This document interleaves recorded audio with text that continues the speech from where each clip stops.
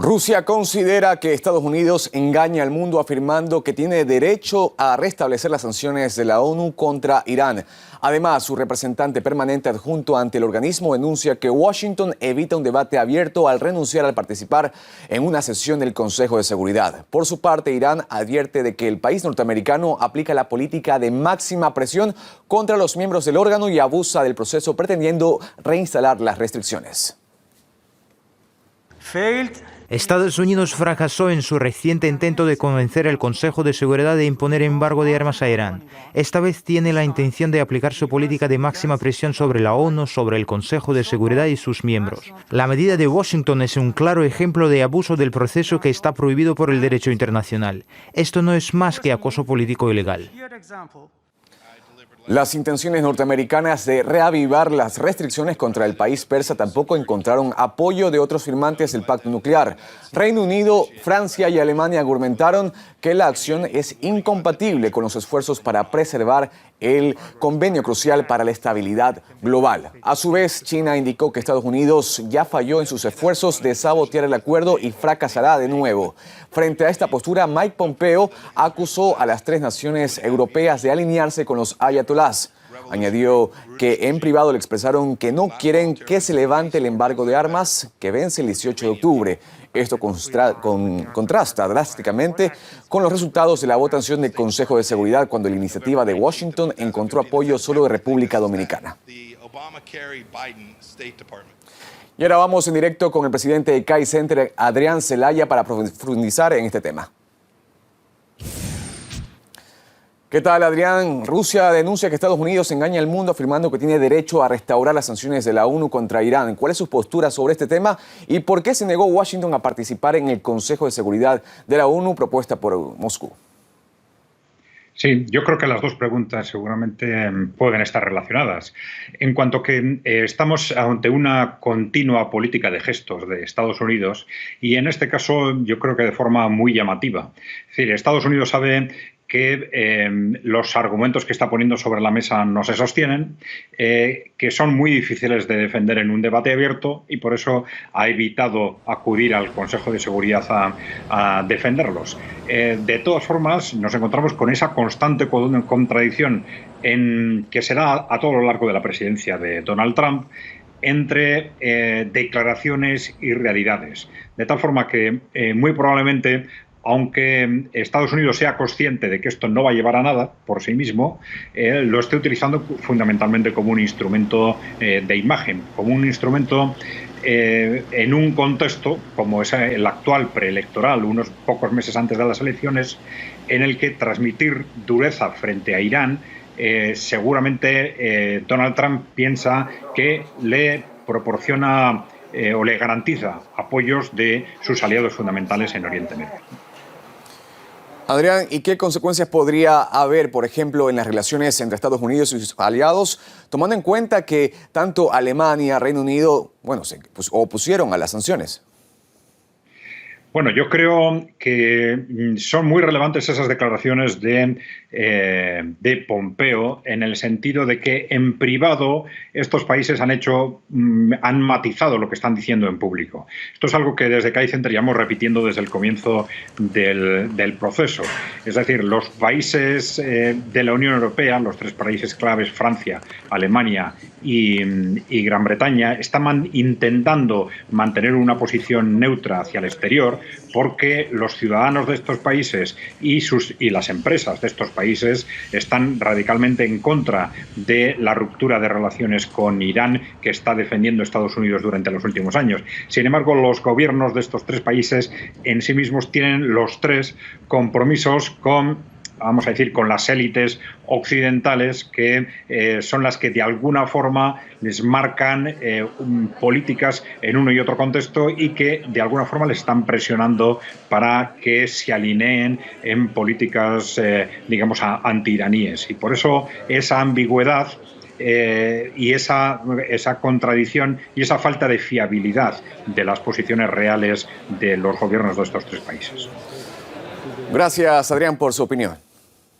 ¿Qué tal, amigos? Bienvenidos una vez más. Les tengo datos que son perlas del régimen venezolano. Pero ojo al dato. Esto está pasando, no nos lo estamos inventando. Venezolana de Televisión se ha quedado sin su perfil en esta plataforma donde nosotros emitimos. Se ha quedado sin poder emitir sus contenidos propagandísticos. Cerrado, restringido, bloqueado nuestro canal. Así como lo están escuchando, al parecer, la decisión que habría tomado esta red social se deriva del incumplimiento de las políticas en términos de incitación al odio. Cargábamos no solamente las transmisiones en vivo, sino posteriormente los programas completos para que la gente tuviese la oportunidad, si no lo vio en su momento por nuestra pantalla, acudir a las redes sociales. La empresa de publicidad y streaming norteamericana sacó de la plataforma audiovisual al canal de la empresa de televisión tradicional de Venezuela, BTV, canal que se comportaba como canal propagandístico del gobierno de Nicolás, y esto sucedió finalizando la semana. Y lamentablemente una persecución contra el canal Venezolana de Televisión. A la hora de usted ingresar y ubicar Venezolana de Televisión, vean lo que aparece. Ustedes mismos pueden ir y buscar, le colocan Venezolana de Televisión o BTV y verán que no la van a encontrar. Lo pueden comprobar ustedes mismos. En torno también a una campaña mediática que desfavorece el camino revolucionario a los factores del gobierno bolivariano, y no solamente que restringen el acceso con publicidad y con contenido. Aún no hay un pronunciamiento oficial por parte de la plataforma digital. Las mismas directivas de Venezolana de Televisión han denunciado a la red social porque fueron impactados y al parecer lo toman como censura y aducen lo siguiente: estas son las políticas del silenciamiento que el autoproclamado mundo libre promulga contra países que se encuentran preocupantes, dijo Freddy Ñáñez, presidente del canal, a la agencia Fran Press. Venezolana de Televisión es utilizada por el régimen chavista como un canal de comunicación cuando los usuarios intentan ingresar a cualquiera de los programas de BTV. El mensaje que les aparece es el siguiente y que lo han denunciado: este video ya no está disponible porque la cuenta asociada con el video ha sido cancelada. Ojo, sin embargo, el canal de Diosdado Cabello con el Mazo Dando, programa de ese mismo canal que es moderado por el segundo al mando en Venezuela y que también emite BTV, se encuentra todavía en la plataforma. De acuerdo con las políticas, los cierres o cancelaciones de canales se pueden sustentar en el salto de los lineamientos de la comunidad. Canales dedicados al incumplimiento de las políticas, detalla el reglamento, y cabe destacar que Venezolana de Televisión, al que el gobierno de Venezuela considera canal de todos los venezolanos, es uno de los pocos canales que queda en la parrilla de programación que estaban antes de la llegada del chavismo hace 21 años. Varias decenas de medios de comunicación, tanto audiovisuales como impresos, fueron también cerrados por el régimen o por presiones asociadas en los últimos años. Golpe por golpe o ojo por ojo. ¿Qué opinan ustedes sobre esta noticia? Un grupo de guardias sirios habrían llegado a Venezuela para operar como equipo de seguridad de Tarek El Aissami, hoy vicepresidente del área económica del chavismo, quien está en la lista de los 10 prófugos más buscados por el Servicio de Inmigración y Control de Aduanas de Estados Unidos, con sus siglas en inglés, ICE. Iván Simonovic, comisionado especial de seguridad del presidente Juan Guaidó, afirmó que la presencia de este grupo sirio en Venezuela demuestra que los altos cargos del régimen no confían en los cuerpos de seguridad de ese país, por lo que buscan refuerzos y aliados internacionales. El Aissami no es el único funcionario del chavismo que cuenta con un equipo de seguridad extranjero de su confianza. Nicolás Maduro está rodeado de militares y funcionarios de inteligencia cubanos que forman parte de su anillo de seguridad. Además, el régimen en sí estaría protegido y respaldado por los grupos terroristas colombianos como las FARC y el ELN. Según las investigaciones, el Aissami y su familia han ayudado a infiltrar a militantes libaneses de Hezbollah en el país. Además, es calificado como un capo de la droga tras proteger al menos 140 toneladas de sustancias químicas que se cree se usan para la producción de cocaína, según un informe secreto publicado por The New York Times. Debido a esto, el gobierno de Estados Unidos pretende pagar entre 5 y 10 millones de dólares para obtener cualquier información que permita la captura de El Aissami, según informó el portal ABC de España. En 2017, el gobierno de Estados Unidos sancionó a El Aissami, a quien incluyó en su lista de capos del narcotráfico. Ahora la página del ICE lo califica como prófugo de la justicia estadounidense, según explicó el Departamento del Tesoro. Su inclusión en la lista se debió al importante papel que ha jugado en el tráfico internacional de narcóticos. Tarek Zaidan El Aissami Madak ha ocupado posiciones clave en el gobierno de Venezuela. utilizó su posición de poder para involucrarse en el tráfico internacional de drogas, lo que le valió la designación de traficante de narcóticos, especialmente designado junto a su socio Samar López Bello, manifestó entonces el Departamento de Justicia en su comunicado. El Aizami es uno de los hombres con más poder del régimen chavista, pues cuenta con la potestad tanto de determinar gastos ministeriales como de expropiar empresas privadas. Además, está autorizado a emitir órdenes económicas que afectan desde impuestos hasta asignaciones de moneda extranjera para empresas estatales. Según las investigaciones realizadas, el Aizami no solo está implicado en la emisión de pasaportes diplomáticos para terroristas, sino que también es uno de los principales proveedores de la red de droga que Hezbollah opera en Europa. Según el Departamento del Tesoro estadounidense, el Aizami ejerce control sobre aviones que despegan desde una base aérea venezolana, lo que le ha permitido controlar las rutas de la droga.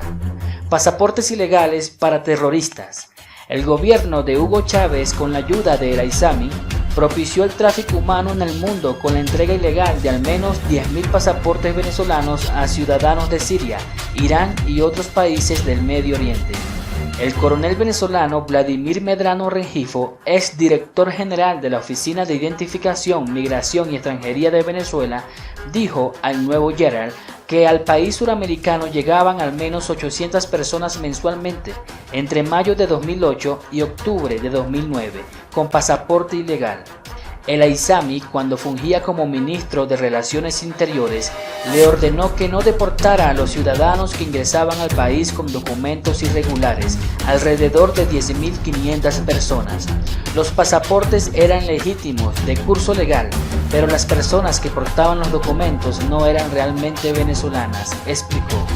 En 2015, un funcionario del Cuerpo de Investigaciones Científicas, Penales y Criminalísticas 6CPC, identificado como Misael López Soto, quien supuestamente fue consejero de la Embajada venezolana en Irak, confesó que fue testigo de cómo el gobierno venezolano entregó documentos diplomáticos a terroristas del Medio Oriente.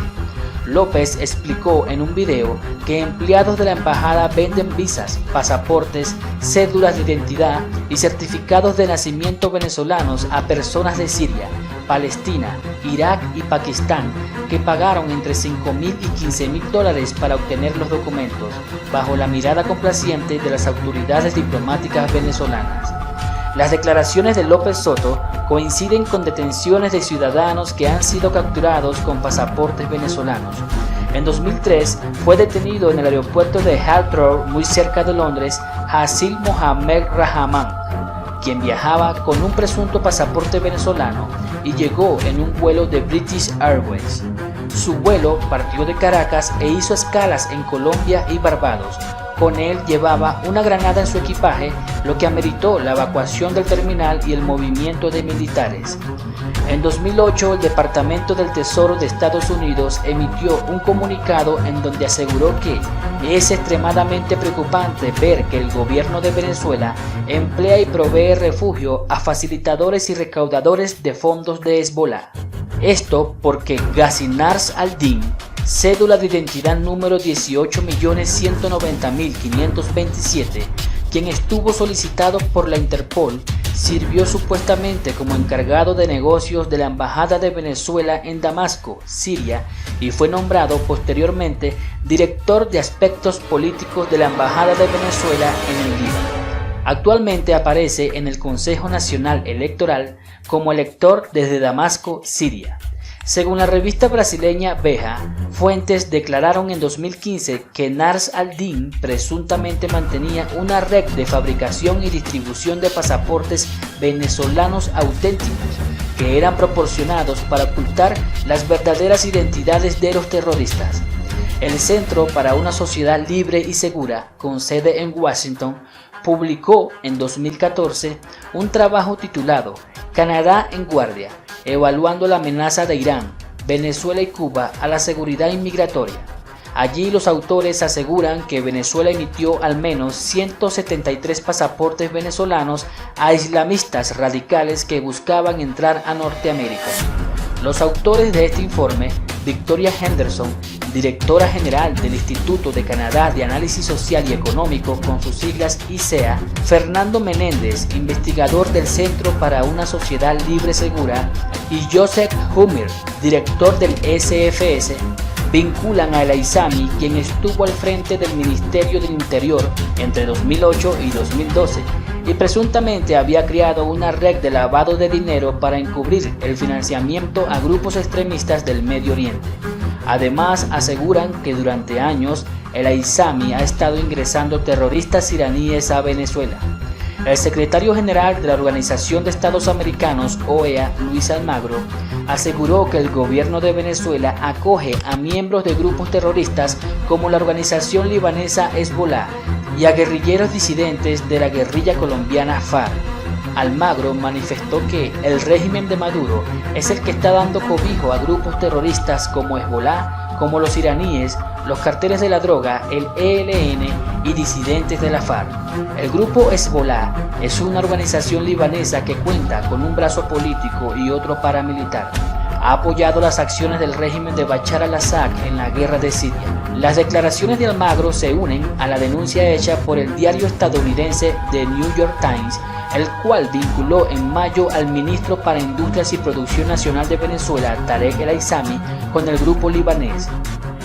El medio norteamericano indicó que según un archivo secreto de agentes venezolanos, El Aissami ha ayudado a integrantes de Hezbollah a entrar al país suramericano y ha hecho negocios asociados al narcotráfico. Tarek El Aissami ha estado durante mucho tiempo en la mira de las autoridades estadounidenses. Fue imputado en marzo en una corte federal en Manhattan y hace 2 años el Departamento del Tesoro lo sancionó después de investigar las acusaciones en su contra por trabajar con narcotraficantes. En la página web del Control de Inmigración y Aduanas de Estados Unidos se puede ver ahora la ficha de Tarek El Aissami, político de origen libanés al que se le acusa de ayudar a introducir miles de kilos de cocaína en territorio americano. La solicitud se hace en el marco de la Ley de Designación de Narcotraficantes Extranjeros de 1999, que permite solicitar la extradición de quien permita o favorezca el ingreso de drogas a Estados Unidos. Continuamos con más en la tarde de hoy. La Organización Mundial de la Salud también se ha referido el día de hoy a la vacuna anunciada por Rusia esta semana y que generó polémica de forma inmediata. Dijo que por ahora está en conversaciones con Moscú para intentar entender este producto. No ha sido una de las vacunas, la rusa, en la que está en nuestro portafolio ahora mismo, en el que hemos estado considerando todo el procedimiento con los ensayos clínicos. Entonces, creo que la pregunta ha sido muy específica también sobre si la Organización Mundial de la Salud está recomendando el uso de esta. Yo creo que ahora mismo no tenemos mucha información en este punto claramente para hacer un juicio sobre ese tema. Estaremos en conversaciones con Rusia para obtener más información y nos permita establecer un camino sobre ese producto y cuáles serían los siguientes pasos a tomar. Por su parte, el director de la Organización Mundial de la Salud aseguró que la comunidad internacional necesita invertir su capital en nuevas herramientas para hacer frente a esta pandemia que todavía está con nosotros. Estimamos que el mundo necesitará invertir al menos $100.000 millones en nuevas herramientas para hacer frente a la pandemia de COVID-19, especialmente en herramientas, como ya lo he dicho. La necesidad más inmediata tiene que ver con una cantidad de millones de dólares para acelerar, encontrar una vacuna claramente. Tenemos aplicaciones a través de iniciativas que nos permite estar todos juntos a nivel global y desarrollar las investigaciones de producción, regulatorias también, que buscan todas las herramientas que podamos desplegar para enfrentar la pandemia. La vacuna rusa definitivamente sigue dando de qué hablar. Se menciona hasta un informe de un laboratorio en Rusia que hablaría además de que no es efectiva y de todavía no habría claridad en torno a ella. Para hablar de todo esto, nos acompaña también Javier Jaimes, virólogo e investigador asociado en el Departamento de Microbiología e Inmunología de la Universidad de Cornell en el estado de Nueva York. Doctor, buena tarde, gracias por estar con nosotros. Buenas tardes, ¿cómo están?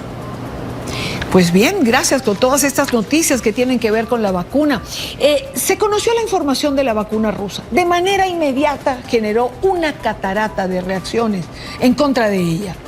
Que no es confiable, que no cumple los protocolos, que no se sabe exactamente si la prisa implica seguridad. ¿Usted qué piensa? Bueno, honestamente, esto es algo que hemos venido discutiendo en la comunidad científica desde hace rato. La vacuna rusa, desafortunadamente, ellos no han liberado ningún tipo de información científica, por lo tanto, para nosotros es imposible realmente dar una opinión o conocer realmente qué es lo que ellos están haciendo. Y eso desafortunadamente es un problema, pues porque para la comunidad científica la única forma en la que nosotros tenemos para de alguna forma comprobar lo que otros están haciendo a nivel científico es pues ver la información, ver los datos, ver los resultados, cosa que no ha pasado con las otras vacunas. Las otras vacunas han liberado la información de una forma u otra, han publicado esta información en artículos científicos que le permiten a uno realmente conocer los resultados y tal vez evaluar la calidad de los mismos, mientras que con la Rusia no tenemos absolutamente nada. Y ahí la razón por la cual todos estamos muy escépticos en pensar realmente la capacidad protectiva de esa vacuna. El doctor Fauci decía en los Estados Unidos que no siempre la velocidad implica seguridad. Y entiendo que esto es algo importante en el proceso que conlleva tener una vacuna que finalmente sea confiable para el colectivo, doctor. Efectivamente, cuando nosotros miramos las fases de evaluación de las vacunas, las dos primeras fases normalmente tratan de enfocarse en la seguridad de la vacuna, al mismo tiempo mirar de alguna forma si la vacuna puede estimular una respuesta inmune. Pero principalmente se enfocan en tratar de determinar si la vacuna puede o no causar efectos secundarios en la persona cuando la recibe. Lo que ha sucedido en el caso de la vacuna rusa es que ellos han acelerado estas fases y han realizado las fases de evaluación clínica al tiempo. Esto es algo que no es nuevo, nosotros lo hemos visto con otras vacunas en las cuales las fases 1 y 2 o las fases 2 y 3, digamos, se han sobrelapado de alguna forma, pero en este caso lo que ha sucedido es que en un tiempo muy corto ellos han llevado a cabo unas evaluaciones clínicas, pero no han desarrollado como tal la fase más importante, que es la fase 3, en la cual se va a evaluar más que todo si la vacuna funciona o no. El hecho de que se estimule una respuesta inmunitaria, de que se logre detectar una respuesta de anticuerpos, no quiere decir que la vacuna realmente sea capaz de proteger contra la enfermedad. Y eso es algo que ellos todavía no han comprobado. Claro. Doctor Jaimes, ayúdeme con algo para claridad de nuestra teleaudiencia. ¿Puede usted sintetizar lo que son los pasos o fases en el proceso de la vacuna? Es decir, ¿a qué corresponde cada una? Realmente las fases, digamos que nosotros hablamos de la fase 1, 2 y 3, pero realmente hay fases adicionales. Antes de la fase 1 tenemos toda la fase preclínica, que implica el desarrollo en el laboratorio, la evaluación en animales, ¿sí? Donde se hacen, digamos, los primeros ensayos de evaluación de la vacuna. Luego, cuando iniciamos las fases clínicas, 1, 2 y 3 es cuando empezamos a mirar la vacuna en las personas. Y hay una fase 4 de la cual voy a hablar al final. La fase 1 básicamente lo que busca es determinar que la vacuna sea segura. Entonces en esta se evalúan muy pocas personas y en un periodo corto de tiempo donde se trata de mirar si la vacuna genera algún tipo de reacción. Inmediatamente se comprueba que la vacuna no causa efectos adversos graves, se puede pasar a un grupo más amplio de personas, de nuevo en un corto periodo de tiempo donde se empieza a mirar al mismo tiempo que la seguridad, en un número más grande, se empieza a determinar si la vacuna desarrolla o no, o es capaz de estimular o no la respuesta inmunitaria. El que tengamos una respuesta inmunitaria es importante porque nos está diciendo que la vacuna funciona para estimular el sistema inmunitario. Pero luego en la fase 3, que es realmente donde se prueba si esa respuesta inmune es capaz de proteger o no contra la enfermedad. Y para eso hay muchos métodos, ¿sí? Se pueden utilizar métodos a nivel in vitro o en ex vivo en el laboratorio, donde uno básicamente toma esos anticuerpos que se obtienen de las personas que han estado infectadas o que han estado vacunadas, y se comparan y se mira si es capaz de proteger o no contra el virus a nivel de laboratorio. También existe la posibilidad de evaluar si la persona, después de haber sido vacunada, por alguna razón entra en contacto con el agente infeccioso, determinar si realmente la vacuna está protegiendo o no. Y sobre todo lo más importante, y es que queremos saber cuánto tiempo va a durar esa inmunidad que está induciendo la vacuna en las personas. Y para eso, para la variable tiempo, lo que necesitamos es evaluar esa vacuna durante un periodo largo de tiempo para saber cuánto tiempo es capaz de proteger. Luego existe una fase 4 de la cual poco se habla, que realmente es la fase que sucede luego de que la vacuna sale al comercio, luego de que la vacuna empieza a aplicar de forma masiva.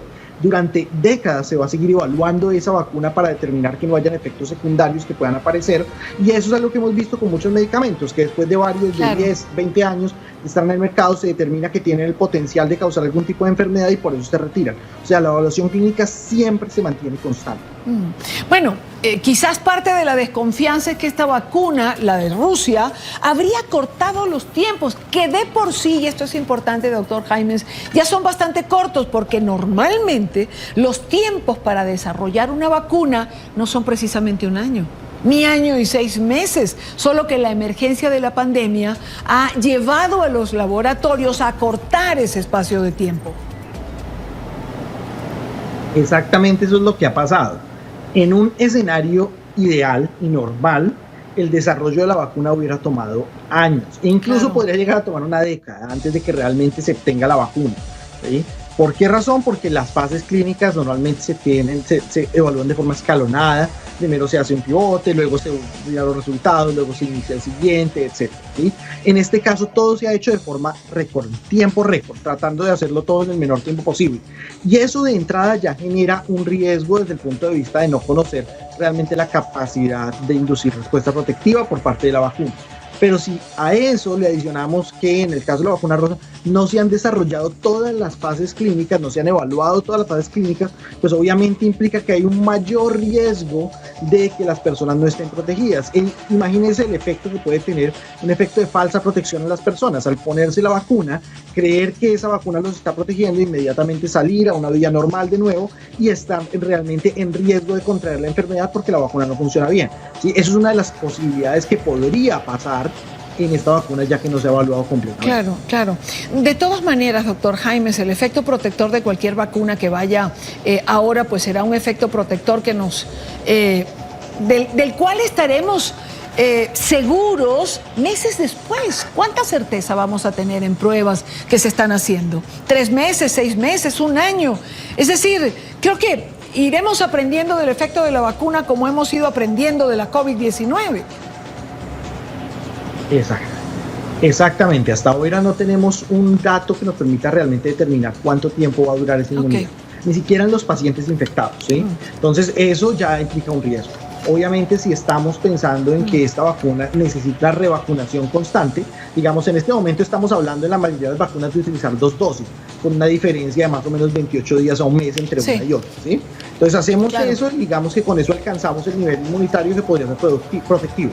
Ahora la pregunta es cuánto tiempo va a durar esa inmunidad. ¿Tendremos que revacunarnos cada 6 meses, cada año, cada 2 años, cada 3, cada 10? Es algo que todavía no sabemos y no conocemos, porque los resultados, como usted lo menciona, hasta ahora nos van a dar resultados desde el punto de vista de meses, de algunos meses, y a eso es lo que vamos a mirar de aquí en adelante. Obviamente implica un riesgo importante que, por ejemplo, tengamos que revacunarnos cada año, porque sabemos que uno de los grandes retos que existe en este momento ya no es el desarrollo de la vacuna, sino la parte de la producción y masificación de esa vacuna. Eso es otro de los grandes retos que vamos a enfrentar ahora. Entonces, si necesitamos masificar la vacuna, y al mismo tiempo necesitamos seguir poniendo dosis en aquellas personas que la reciban, va a implicar un reto aún mayor, porque la producción de vacunas no va a alcanzar a cubrir esa demanda que existe en este momento, que básicamente es la población mundial, ¿no?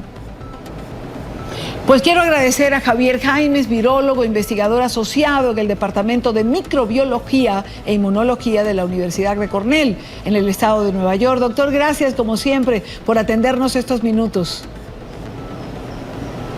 Muchas gracias por la invitación. Gracias a usted de nuevo.